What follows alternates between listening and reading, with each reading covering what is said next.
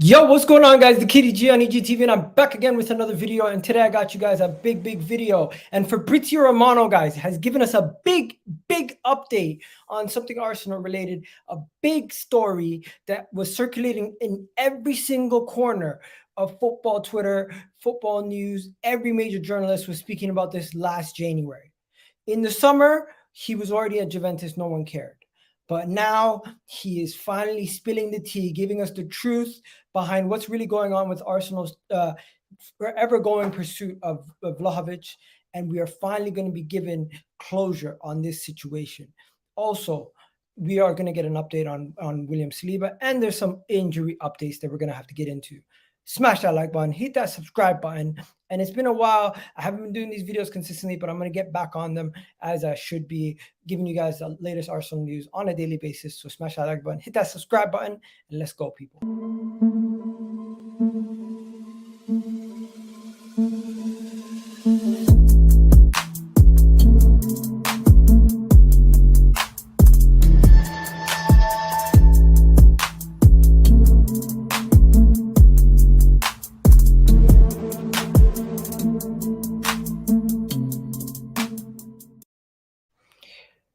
First things first, I see that we got about 7 of you guys in the chat. Just to let you know what I am talking about. There is a forever circulating story going around with a certain player who currently plays in Italy.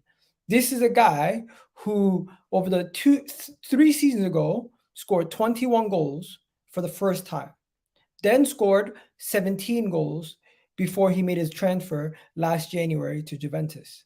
Now, Dusan Vlahovic has not had the best time at Juventus, but circulating rumors have been going on that he could be still transferred away from Juventus to another club. Reports coming out today from Italy that Arsenal could be making a move for 2 Juventus players and raiding Juventus. This is absolutely mind-boggling that Arsenal would go and sign 2 players for 100 million from Juventus. Some of these stories, I don't know where they are written from, because it just doesn't make any sense why we would spend that type of money for 2 players who are struggling at their own club. It just doesn't make sense. On top of that, let's get into what Fabrizio Romano said, because this is what you guys are really here for. What Fabrizio Romano said. He spilled the tea, boys and girls. He gave us the hard reality of what's actually happening, because everyone was thinking, oh, Dusan Vlahovic, could it happen? Could it actually happen? Could this actually be? You know what? He just came in swiftly and said, you know what? Park it right there, my friend. He just said, oh no, that's not the one that I'm trying to show you. Where's the one that I'm trying to show you? 1 second. Let me find it.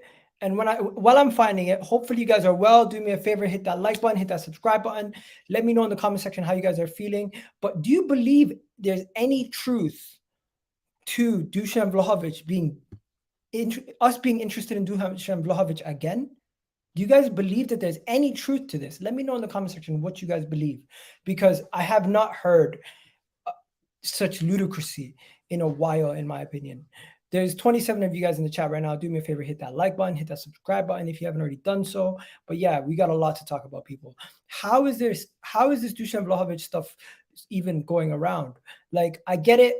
He's a good player, but he's not done well at all. He's not done well at all in his time in Juventus, and some people would still take him. Let me know. Would you guys still take Dusan Vlahovic? Just to let you know how his time at Juventus has gone. Since he's made his move to Juventus, in the league, he's played 7 games. He scored 7 goals. That's not bad. He's played 15 games, scored 7 goals in those 15 games. That's not bad. But when you look at where Juventus are as a team and where they usually are, they're nowhere near where they usually are. They usually used to win the league easily all the time.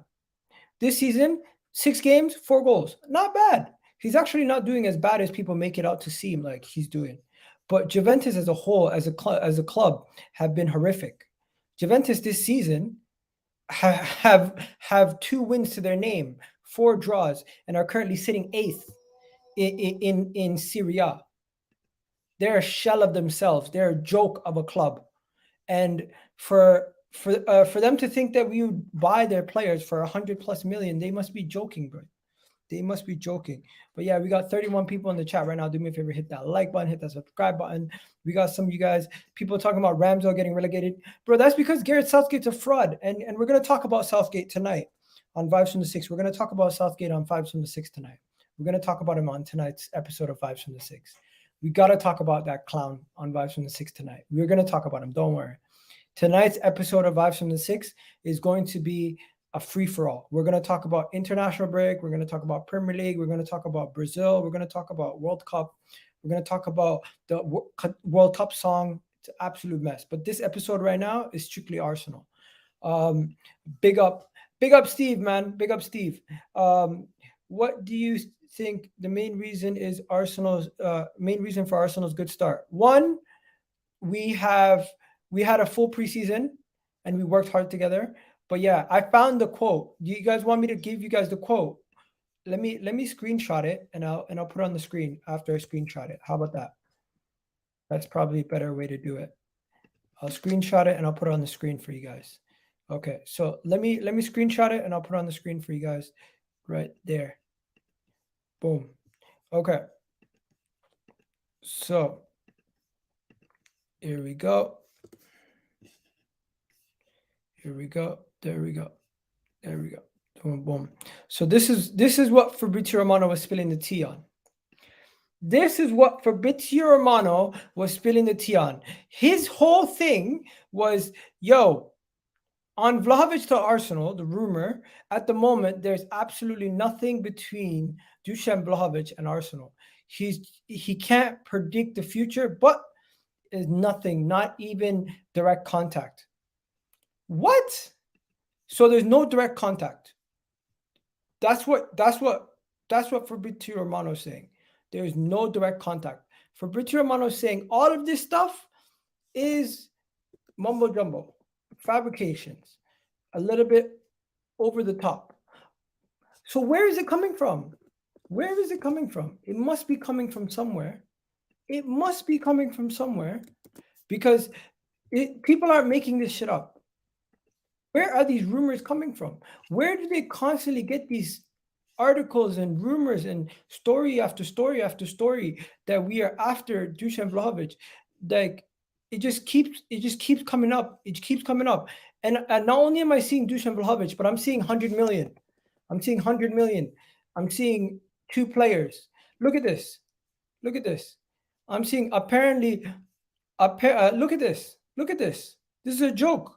Apparently, Arsenal has urged the board to try for Vlahovic, and Gunners want 100 million. Gunners to throw 100 million at Juve for 19-year-old teammate Fabio Martilla. Now, I've looked into this kid. He's played 16 games in the Serie A. He's played like 16 plus games in the Serie A ever for Juventus' first team. He's barely played first team level for Juventus. And it's like, what makes you think we're going to throw 100 million at him and Vlahovic, them two for Vlahovic? It just makes no sense. It just makes no sense. Like, honestly, this is why I get so cheesed. Like, I don't do videos on transfers unless there's some sort of like, there's some sort of something behind these transfers. But this right here is just like, get it out of my face. BS. It's nonsensical. It's a joke. And why? Somebody in the chat, please tell me. Please tell me. Somebody in the chat, please tell me. There's nothing wrong with going for a 19-year-old player. There's nothing wrong with shopping in the Serie A and potentially shopping at Juventus to sign players. But why would we then miss out on Vlahovic in January to then sign Gabriel Jesus? Thank you. People bringing up Jesus finally in the chat, mentioning the fact that Jesus is, yes. Now that we have Jesus, we are in a better situation than if we would have signed Vlahovic. I 100% agree.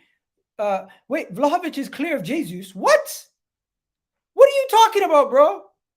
In what way? My man's on some next shit. My man's on some next stuff. Listen, all I can do is report what's being spoken about, people. All I can do is report what is being spoken about. This is what I'm hearing. This is what I'm hearing.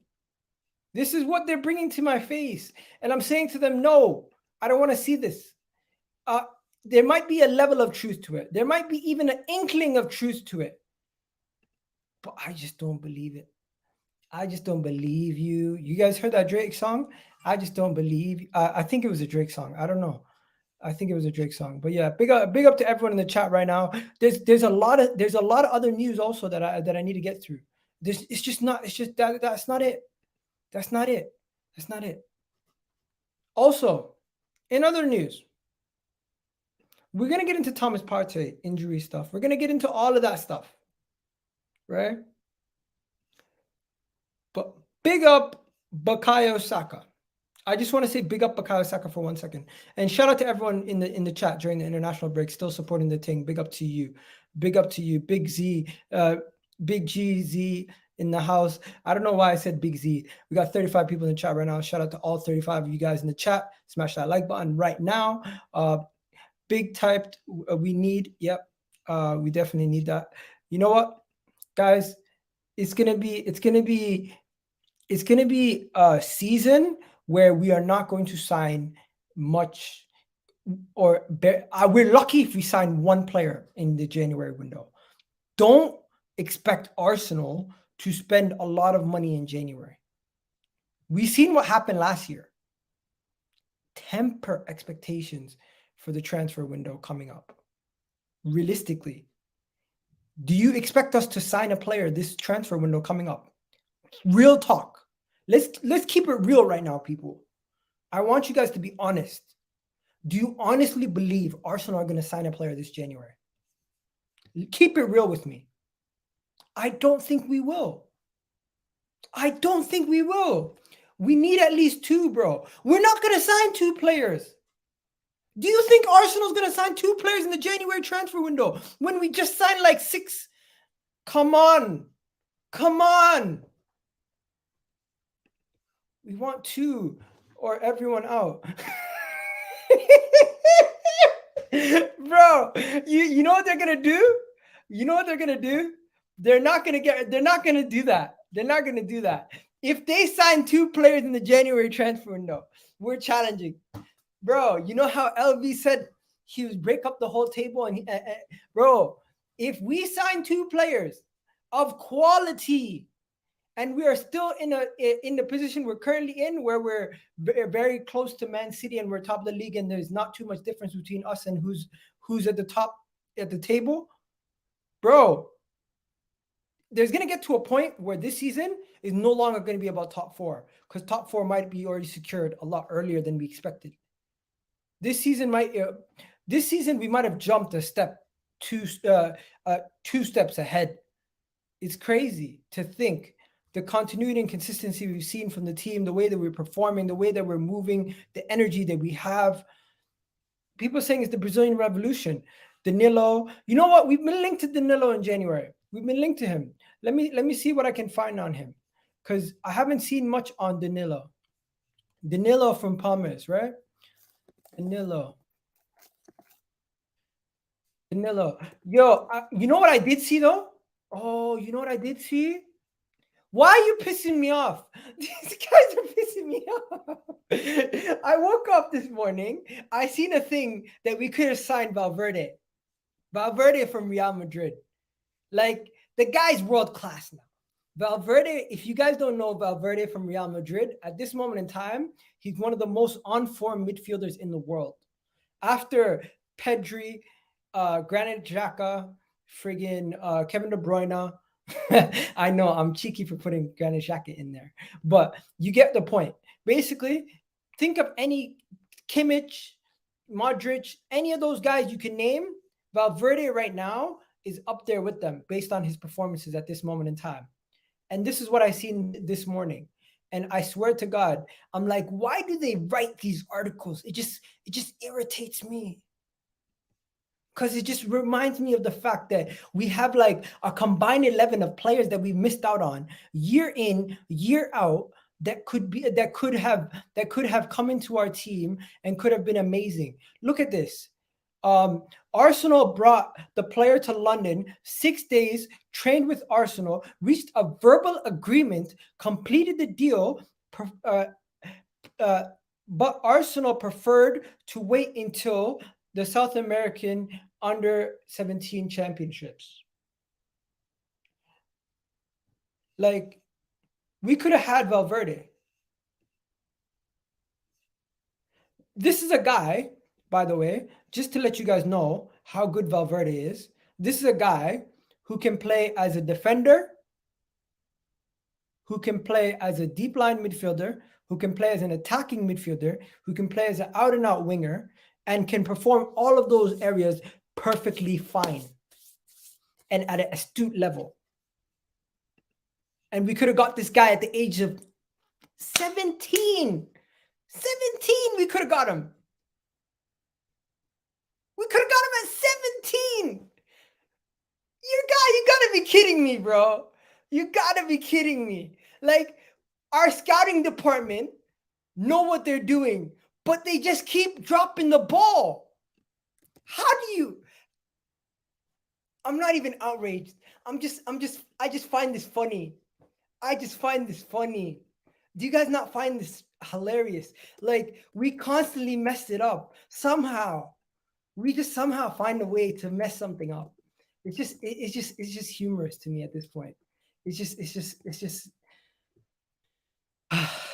it is what it is. It is what it is. You can't do nothing about it. It is what it is. Nah, you're saying calm down. What is there to calm down about? It's just funny, bro. You if you don't laugh, you cry. That's the reality. If you don't laugh, you cry. If you don't laugh, you cry. That's the reality. Now, let me show you guys what made me cry, what made me almost cry. This is what made me almost cry. When I seen this report, where is it? When I seen this report the other day, I was like, okay, Thomas Partey's injured again. I said, somebody buy this guy somebody buy this guy. Because when I seen this, imagine, let me give you guys the scenery. I am sick to my stomach. I was on vacation in Greece, and I'm literally sitting in the hotel, and I'm literally like lying down the whole day, just drinking water, because I was swimming in the ocean. I drank some of the water, I think, and somehow I think I got a bacteria or something. I don't know what happened. Next thing you know, I'm sick for like the next day and a half, right? So I'm missing everything that's happening. I don't know what's going on. I don't know. I'm delirious at times, lack of water. But then I just see my phone ping, and out of nowhere, I'm like, let me just look at my phone. So after a whole day of not looking at my phone once, my phone pings after putting it in the charger. And coincidentally, it's around the same time as the game is about to go on. And the first thing I see is this. At 9:37 p.m. Greek time, that's what I see. And I'm like,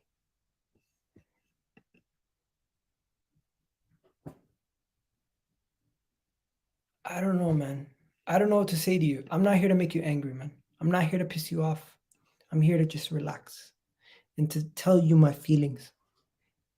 I'm sorry that it frustrates you, but it frustrates me.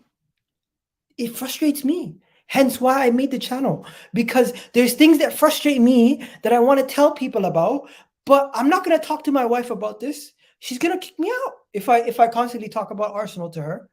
She's going to be like, I don't want to hear it. So I'm talking to you because it's frustrating me. It frustrates you. I'm not frustrated about what's happening on the pitch. What's happening on the pitch is beautiful. It's sensational. We're winning games. We're doing everything wonderful. I love it. Fabio Vieira scoring a goal. Woo! Saliba. I'm loving it. But this, Partey, man, stay fit. We just witnessed, let me tell you guys what happened to Barcelona. Barcelona, this international break, had one of the best defenses going into the international break. They've conceded 1 goal this season. During this international break, they've lost Memphis Depay. They've lost Jules Koundé. They've lost another center back, whatever his name is, the Uruguayan guy who they all compare to Saliba. And then they've lost another guy. So teams like Barcelona have lost 4 of their first team starters through the international break. We're lucky that we're not losing our starters. But let me tell you what Arsenal have done. Here's something positive. Arsenal have learned something. Arsenal have figured out something. Arsenal have figured out how to manage injuries slightly better during this international break. And let me tell you how. We have decided to have open discussion with the coaches and the coaching staff for the teams that our players play for. And we told them, like, Thomas Partey, you need to be careful with him. Obviously, the Ghanaian coach knows how important he is to the Ghana national team, even though Ghana's national team is not looking so good right now. That's not a diss to Ghana, but it's just they are not looking so good. They performed terribly over a large stretch of their games. They qualified, which is great, but they've not looked so good. And then you have Kieran Tierney, who recently picked up a knock also.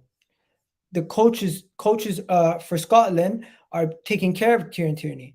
They're making sure that he's looked after. They're making sure that he's being taken care of. They're making sure that these guys are being taken care of. They're making sure that these guys are getting extra rest during the match. Subbing him off, saying, was he subbed off because of an injury? No, it was a precautionary reason. That's what I like to see. Was Thomas Partey subbed off for an injury? No, Thomas Partey was subbed off for precautionary reasons. This is what we want to see. This is what we want to see. This is key for our improvements. This is key for our improvement as a club. It is our direct contact with the national team coaches to work in conjunction to make sure our players are protected. Because at the end of the day, if our players are not healthy, and our players are not protected from international level and club level, something can go wrong somewhere. Also, we've seen that with Tomiyasu. Tomiyasu got sent back early. This is great signs, people. This is something positive you can take. This is something you can look at and you can say, you know what, this is great news. We'll get into that. We'll talk about that in a bit. Frankie de Jong also got injured. Wow, Frankie de Jong also got injured. Damn. All clubs do that. You know what? All clubs might do that, but for some reason, it felt like Arsenal never really did that. It felt like Arsenal didn't really request for players to come back early, or it didn't feel like we actually had an open dialogue and good relations with certain national team coaches, because they would pick players even though they weren't playing for the first team. Am I making this up, guys? Am I making this up? Because am I mistaken? Have we not had cases where players were injured and haven't played for Arsenal the whole season, but were still picked for the national team for no reason? Am I tripping, or has this not happened before with Arsenal? Because I swear I've seen cases where we've had injured players who have not played the whole time for Arsenal, and then come international break, get picked for the national team. It's like, how are you picking them if they haven't even played for us? What's going on here? That's what I'm saying. But yeah, it seems like we're having a better dialogue. It seems like we're having a better situation. It seems like things are looking better. Things are looking better on the injury front. Thomas Partey, fully fit, is going to be available for the North London Derby, most likely. Kieran Tierney, precautionary reason, he's going to be fully fit and available for the North London Derby, hopefully. Zinchenko, questionable, doubtful if he's going to be available for the North London Derby. Now, I'll tell you guys this. Emile Smith-Rowe's injury is a bookie one. Yeah, Emile Smith-Rowe's injury is a different one, guys. Just before we get to Saliba, Emile Smith-Rowe, guys, I don't know what to do with his injury. He's had this injury before too. ESR's had this injury before too. I'm not saying it's a bad thing, but he's still growing. He's still a young lad. So what's happening is he's having groin issues. because he's actually growing he's still growing. So he's having growing pains. And it's causing him distress and discomfort. So he physically cannot actually play a 90-minute match. He physically can't do it. It causes him way too much discomfort and too much pain. This was a similar issue that he had, actually, if I'm not mistaken, when he was out on loan at RB Leipzig. Now, this is a big issue because you guys are saying it's about Nando's. He needs to stop eating Nando's. It's not. It has nothing to do with that. It's actually the contrary. The growing pains, it doesn't matter if you have less weight or more weight. Regardless, you're still going to have growing pains. If you are going through the, I don't know, man. He's still very young. How old is he? He's 22 years old. I'm pretty sure you can still grow as a human. How long do growing pains last? Like this has been ridiculous. How long has this growing pains been an issue? It's going to be an ongoing thing. Honestly, it's going to be an ongoing thing. Let me just check his injury history. Let me just check Emile Smith-Rowe's injury history, because I swear he had this injury before. I don't know when he had this injury. I'm pretty sure it was at RB Leipzig, as I just said. But was it a similar issue? Yeah. It's called growing strains. So, wow. He was out for, wow. Guys, check this out. He was out for 89 days with the same injury he has right now. Did you guys know that? He was out for a lot longer with the same injury. Let me show you this. This same injury that they're saying that he has now, he had in 18-19, and he missed about 89 matches with that injury. That's crazy, you know. I'm starting to get concerned that fitness will be an issue for him throughout his career, regardless.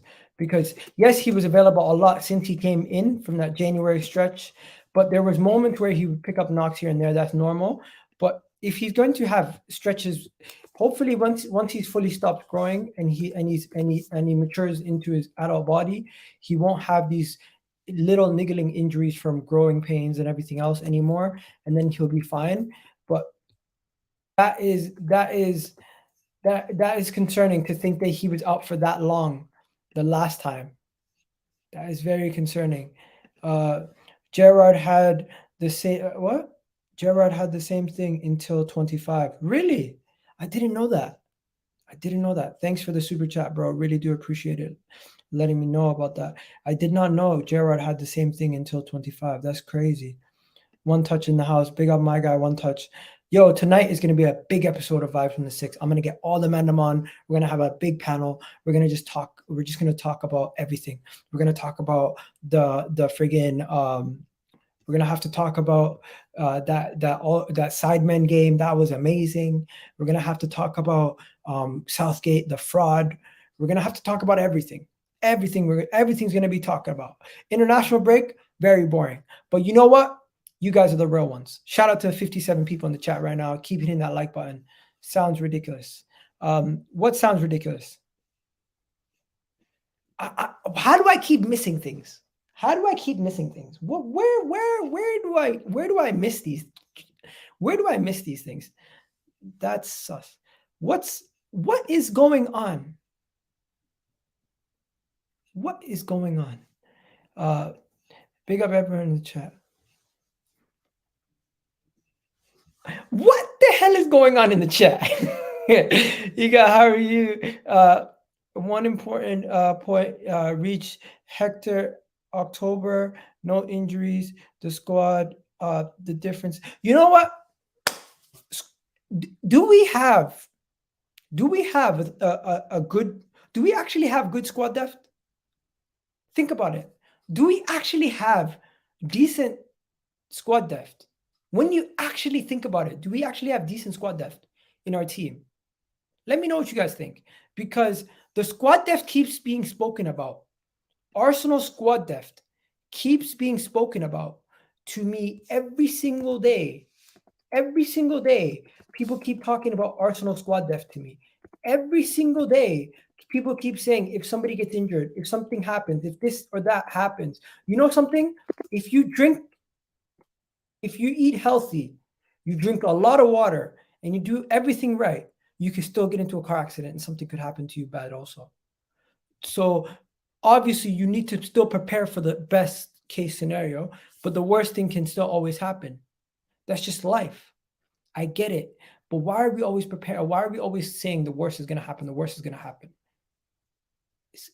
I don't know. I think it's just a backwards mentality. But hey, let me just, I'm not making fun of anyone. That's just my mentality. I'm a glass half full kind of guy. I like looking at things from a positive point of view. I don't like looking at the things of, oh, he could break a leg. No, it's not that he could break a leg. It's he could get a hat trick the next game. That's what I want to hear. But you know what? That's not how we think. We think very pessimistic at times to maybe like, I think the psychological thing about it is if you think too positively, you can be let down. So you think negatively so you don't get let down. That's probably why people do it. But let's just look at the squad depth. And what I'm doing is I did a whole thing on squad depth on my Twitter. So I'm just finding it for you guys so I can show it to you. Right? So what I'm going to show you, what I'm about to show you is last year January squad depth in comparison to this year's squad depth. Okay, shout out to everyone in the chat. Let me just get through some of these people saying groin. Yeah, it was in his groin. He had groin injury, but it was also from growing pains. It was a groin injury, but it was also from growing pains. Yeah, makes sense. Sometimes you speak things into existence. There you go. We don't have squad depth. Let me explain something to you. Let me show something to you. Okay? Because we constantly keep talking about squad depth. I need to explain something to everyone. Let me show everyone Arsenal squad depth last year to Arsenal squad depth this year, just to explain my stance. And then from there, we can come to everyone. We can come back to everyone in the chat. So I'll leave it on this comment. This was the last comment that. What? How old is he? 6? Okay. Anything after that comment, I will read after I break this down. Okay. So we are at 23:48. I mean 32:48. Okay. So what I'm about to show you right here. One second. What I'm about to show you right here is Arsenal's squad depth. Okay. This was Arsenal squad depth last season. This is horrific. This is horrific, people. This is the horrific Arsenal squad depth from last season. This was last season Arsenal squad depth. As you can see, there's no real squad depth there. Behind Gabriel and White, you only have Holding. Behind Tomiyasu, you have Cedric. Decent. Tavares after Tierney. We know what happened there. El Neni after Xhaka. We know El Neni ended up moving over to Partey. Sambi Lokonga wasn't ready last season. Martinelli ESR, quite favorable. Odegaard, we had no replacement for him. Pepe and Saka. Pepe was no one's real backup. Eddie Nketiah should have been starting. If he started, we might have actually got top 4. Right? I will read your comment in full, Mohammed. Just please, just give me 1 second, and then I'll get back to it in a second. Okay, I promise. Then we gotta get to this next one here. This one here is, I think, before we let go of some of our players, what our squad depth is now. Okay, now just to make it clear, the red is severely undermanned. The second color is suitable, decent, and then negatable. So we're really good in those ones. So you look at goalkeeper. We're worse off from last season in goalkeeper because Leno was a better backup than Turner. Right back, we're very much better off with Tomiyasu and Cedric. No, we're in the same situation actually with Tomiyasu and Cedric. Ainsley's gone. Here's where we're a lot better: Saliba, Ben White, Gabriel, Holding, and also you can throw in Tomiyasu in there also. So we're in a lot better situation there. Then you got Zinchenko, Tierney, a lot better situation there. You go to DM, you got Partey, Lokonga, Alneni. You could potentially throw in a Xhaka. You could potentially throw in a Zinchenko. We're in a lot better situation there, but we still need more cover there. I would still want another DM eventually. Okay, just to make it clear. If it's not clear enough, let me zoom it in a little bit more so you guys can see it better. Let me know if you guys can see it better now. Is that better? Let me know if that's better, people. 1 second. Let me know in the chat. Put an emoji in the chat if that's better, if that's more clear. 1 second. Is that better? Okay. Is that better, Blaze? People in the chat, let me know if that's better.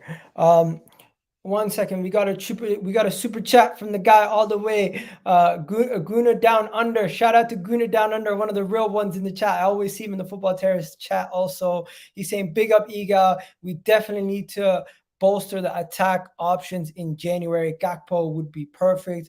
Can play wide, central, 8 goals, 7 assists this season. Wow, Gakpo? Really?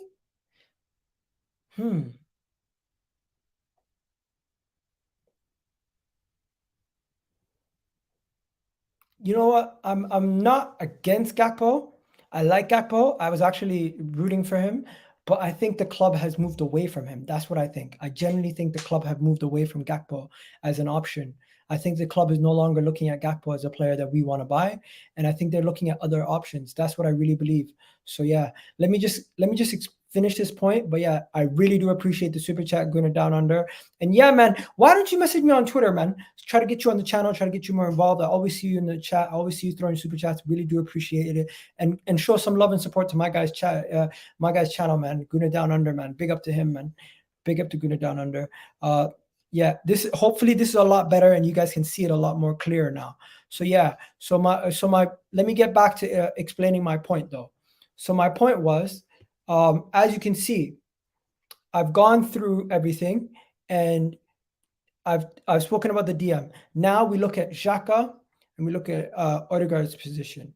Odegaard's position, you have Fabio Vieira, who can play as his understudy. You technically have Emile Smith-Rowe, who can also play as his understudy. So now you have 2 players who can technically do that role potentially. Then you go to Xhaka's role. Xhaka's role, we have the most bodies who could potentially play there. You have Xhaka, you have Vieira, you have Zinchenko, you have ESR, you have Lokonga. You could potentially play Partey there. You could potentially play friggin' Lokonga there. So yeah, there's just so many bodies you can throw in that position. That's why they didn't want to sign Tielemans before the window closed, because it didn't make sense having another player in that same position. Right? You have too many players in a similar position. Hence why, if they would have signed a right winger, they would have got rid of Marquinhos. We got rid of Pepe. I thought we would have brought in another right winger, because this was with Pepe. We were short. Now without Pepe, we're still short, but Marquinhos is stepping up. So hopefully Marquinhos can continue to deliver in the Europa League, because he has a big 9 games ahead of him to deliver in order for us to continue our strength at our level that we currently are at. Then you go to Jesus, Eddie Nketiah. People, Eddie Nketiah is massively being undervalued by Arsenal fans and non-Arsenal fans alike. This is a guy who, if he would have started last season, he would have got us top 4. He showed at the back end of last season, he's improved massively. Not only has he improved, he showed that he's being slept on in the sense that he has the link up play. Don't forget, he came on against who was it? Who was it? It was against Leeds last year, where he was doing flick on goals, getting hat tricks in the Carabao Cup versus Leeds at the Emirates. He was also dunking on Chelsea, two goals on their head top away at Stamford Bridge. Don't forget what he did against West Ham. Went face to face in Declan Rice's face after the game too, showing that he has that dog in him. Come on, Eddie Nketiah, technical ability is there. When it comes to ability on the ball, link up play is there. When it comes to what he offers in the box, he's there. And when it comes to what he can offer off the ball, he's there. Eddie Nketiah, as a number 2, is a serviceable player. Hence why it is the color that it's at. Then you go to Martinelli, Emile Smith-Rowe, Marquinhos. Now, I think if you look at this, everyone would say, "Oh, we're short in midfield. We need midfielders. We need midfielders. We need a DM, backup DM, or somebody for Partey." Yes, that would be nice. If we can get a Danilo, that would be amazing, right? If you can get a right winger, amazing. I get it. If you could even potentially get another left center back or a left wing back, amazing. But do we really need too many more things? This team is not too far away from having a complete squad. And not every team that's winning leagues, or not every team that's winning Champions Leagues, or not every team that's competing at the top level has a perfect squad. That's my point. But yeah, my soliloquy is over. Let's get to some of your comments. Let's see what you guys are saying. People saying I'm deluded. It is what it is. I've heard it. I've heard it a lot. Mohammed saying, please read the comment. We do not have squad depth. We are worried with every injury. We are short in midfield and the wingers. It's clear. Big mistake that we did not add 2 players in those positions, Mohammed. Mohammed, I read the first part and I knew that you were going to say the second part, so that's why I did the whole thing. But yeah, people saying squad depth is still shitty. Groin. What else? Why are people keep talking about groins? What's going on? ESR can play right wing. Can he? Haven't seen him play right wing. Saka can play left wing for his country. You know what? Saka doesn't perform well on the left. Actually, why am I lying? Saka performs well everywhere. Bro, your boy Ainsley Maitland-Niles is struggling at Southampton. Ainsley Maitland-Niles. Get him out of here, man. Just get him out of here. He's not my boy. I don't back Ainsley at all, but it is what it is. Let's move on to the final story of the day.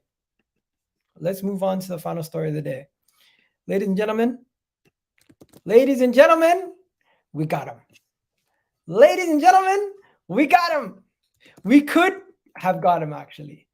We could have got him. Reports coming out that Arsenal are preparing to give William Saliba a 5-year contract. 5 years. That means he could be tied down to stay at Arsenal until guys, do the math. Look at the calendar. Look at what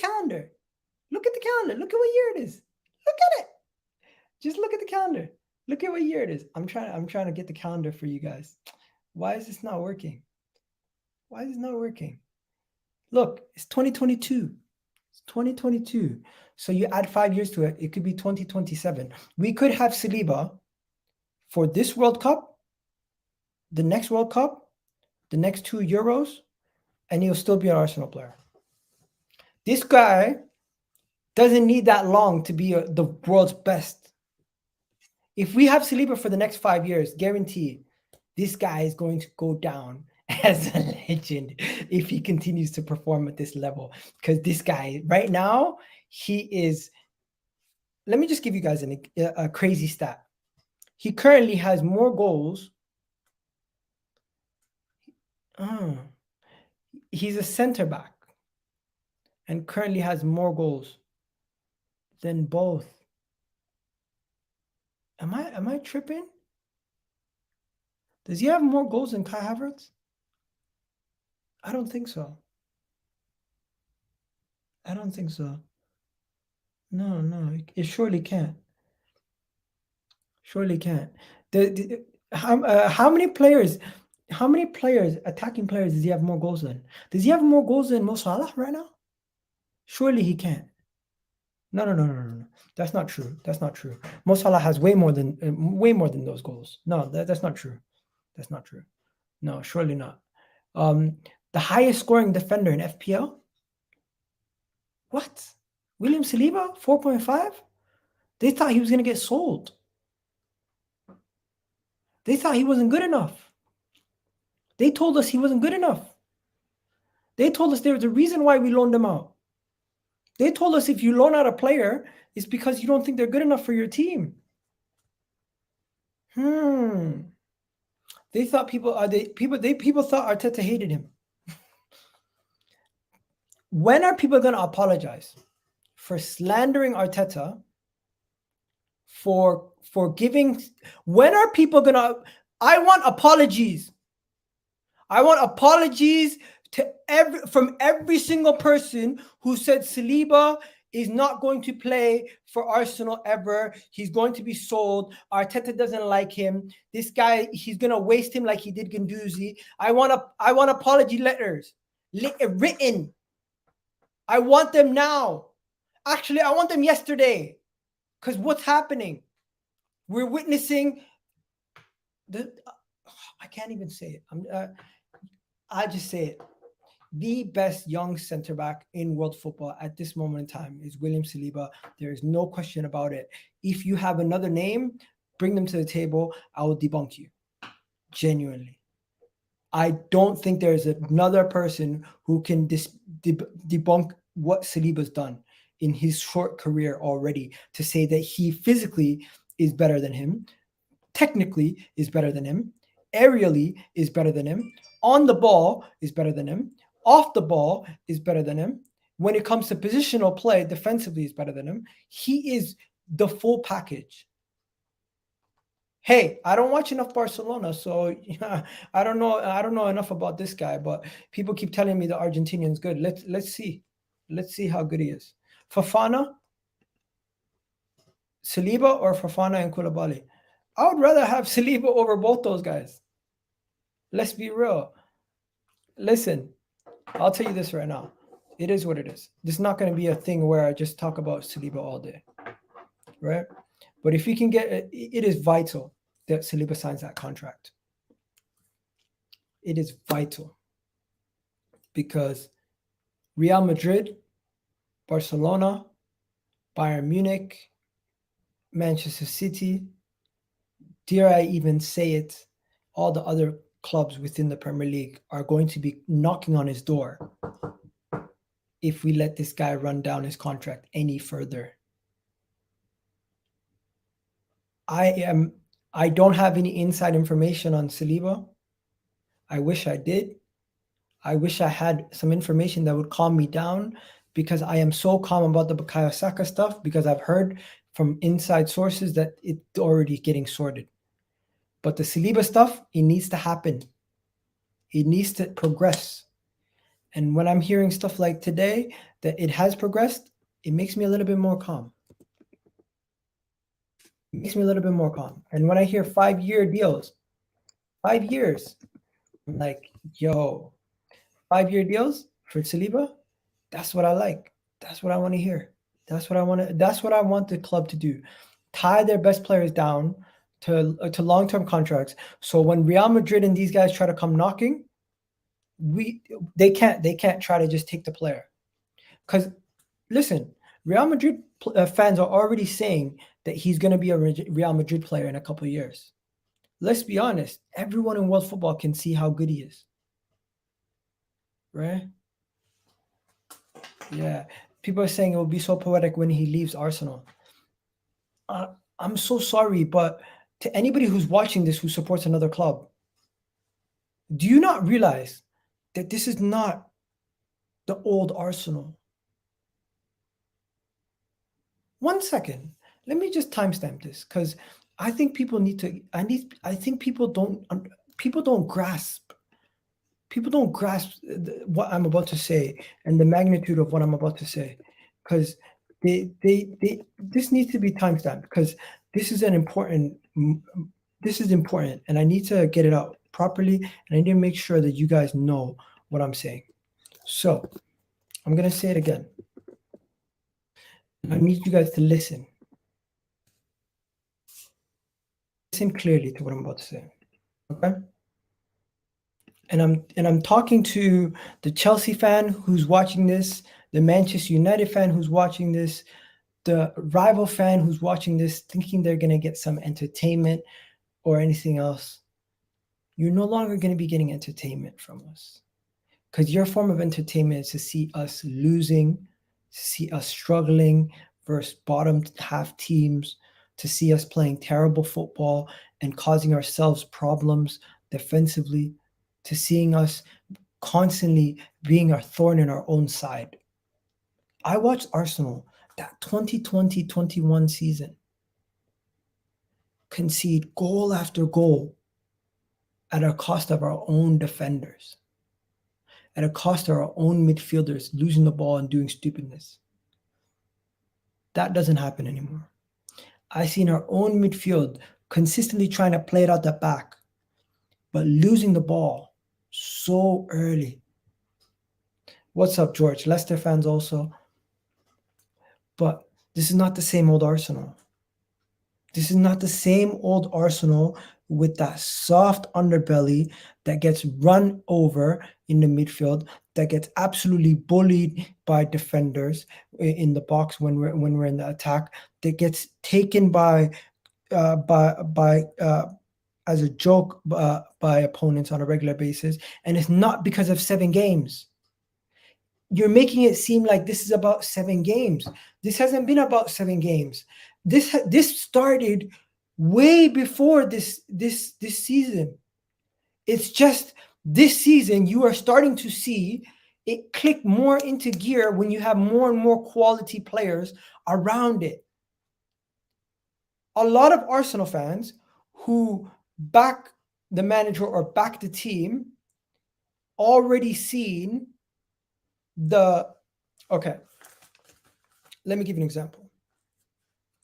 When we went on the 10-game winning streak at the beginning of last season, a lot of people started to see a mentality shift in how we picked up points and how we grinded out results, and how Arsenal of old would have given up on a game after conceding a goal late, or given up on a game after scoring after a late equalizer and just gone out with the 1 point. But this Arsenal team wanted to get the extra point, right? Now you're seeing a team that concedes go up the other end and can score the goal immediately to say, you're not winning this game, end the game, get it 3-2 up or get it 3-1 up, and just say, you know what, we're taking a chokehold over this game. And it just shows the mentality shift. Also, where else we're seeing a power shift, we have had a very unstable period at Arsenal Football Club. We've had massive changeover at the top.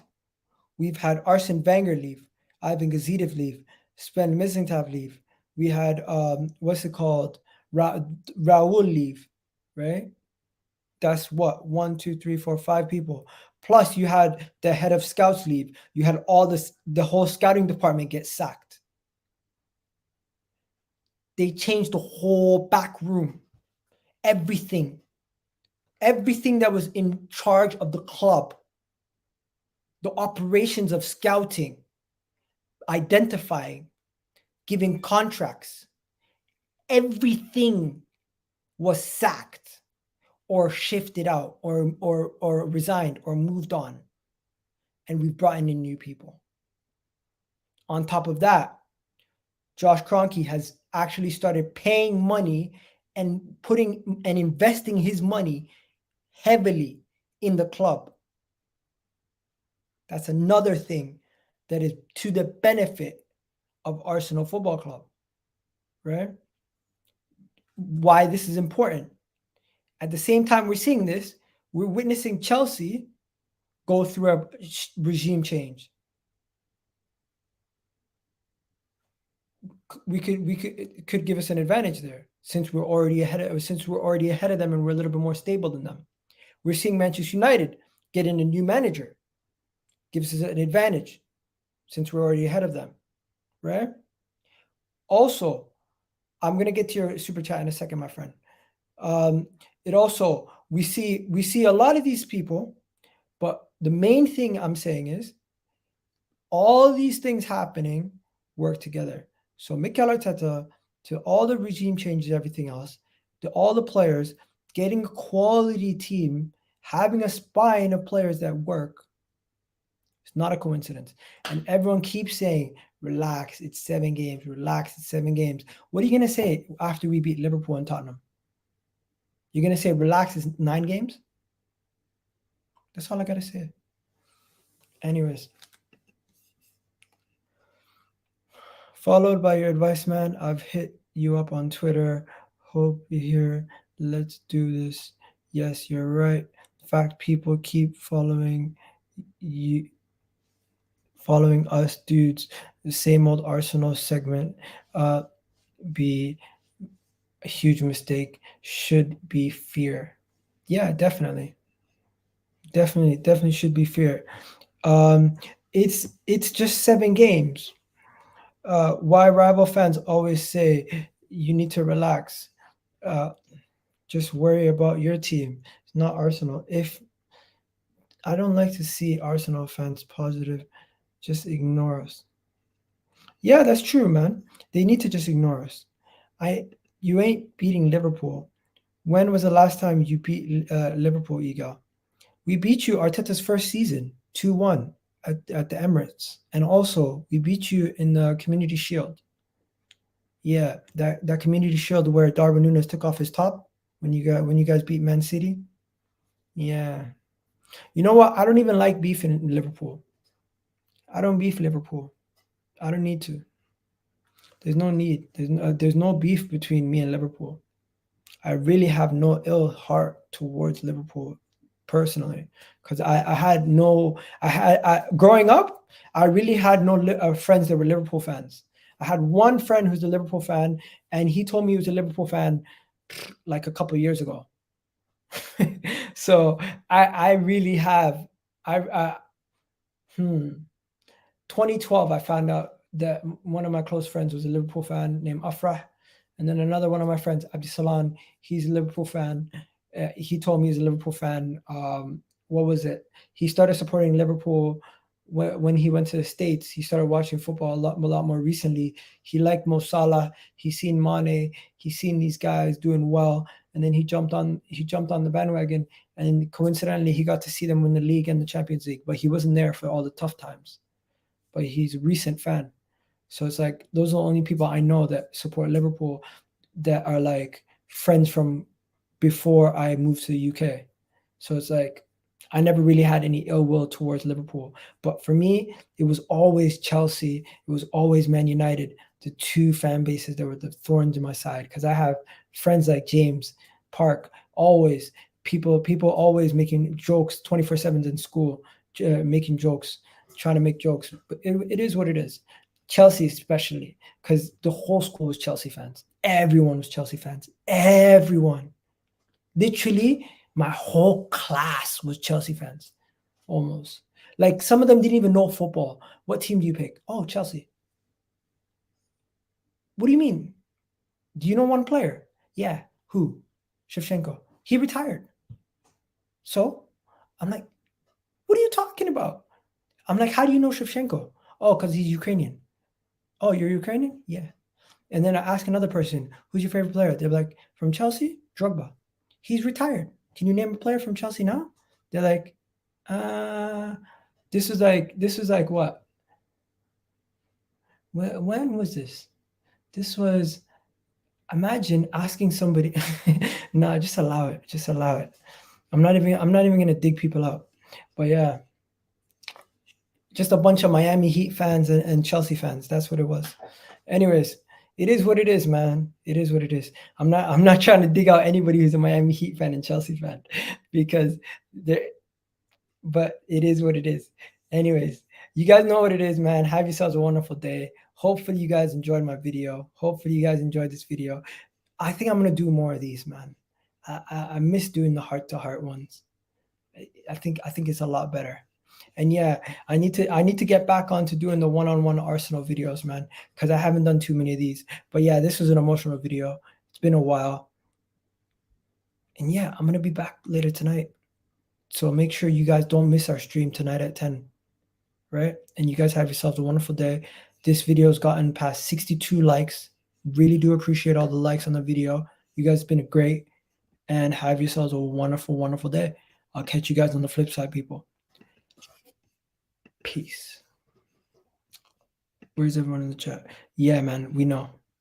We know all the glory hunters, man. Bear glory hunters in the chat. Bear glory hunter, bear glory hunters. In what do you call that? All over the world, man. But you know what? That's how fans are born. Don't you think a lot of Man City fans are being born right now because they're winning all the time? That's just how it is. That's just how it is. But yeah, you guys have yourselves a wonderful day. I'll catch you guys at 8 p.m. 8 p.m.